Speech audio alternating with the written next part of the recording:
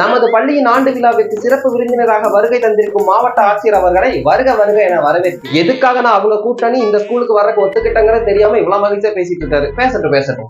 இவர் கட்டாயமாக ஒரு முதல் பெஞ்ச் மாணவராகத்தான் இருப்பார். இவரை போல நீங்களும் வாழ்க்கையில் சாதிக்க வேண்டும் என்றால் கட்டாயமாக முதல் பெஞ்சில் தான் அமர வேண்டும். ஒரு பெஞ்சுக்கு 4 பேர் தான் உட்கார முடியும். எல்லாரும் போய் 10 பெஞ்சில் எப்படி உட்கார முடியும்? இவரெல்லாம் இப்படித்தான் வாத்தியாரா இருக்காரு. அடுத்ததாக சிறப்பு விருந்தினர் அவர்களை பேசுமாறு அன்புடன் அழைக்கிறேன். அனைவருக்கும் வணக்கம்.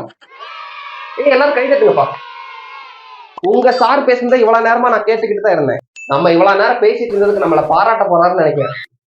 அவர் சொன்னதெல்லாம் யாருமே கேட்காதீங்க. ஃபர்ஸ்ட் பெஞ்ச் ஸ்டூடெண்ட் மட்டும்தான் சாதிக்க முடியுங்கிற தப்பான கருத்தை மட்டும்தான் அவர் மறுபடி சொல்லிக்கிட்டே இருக்கு. அப்புறம் என்ன லாஸ்ட் பெஞ்ச் ஸ்டூடெண்ட் தான் சாதனை பண்ண போறாங்க?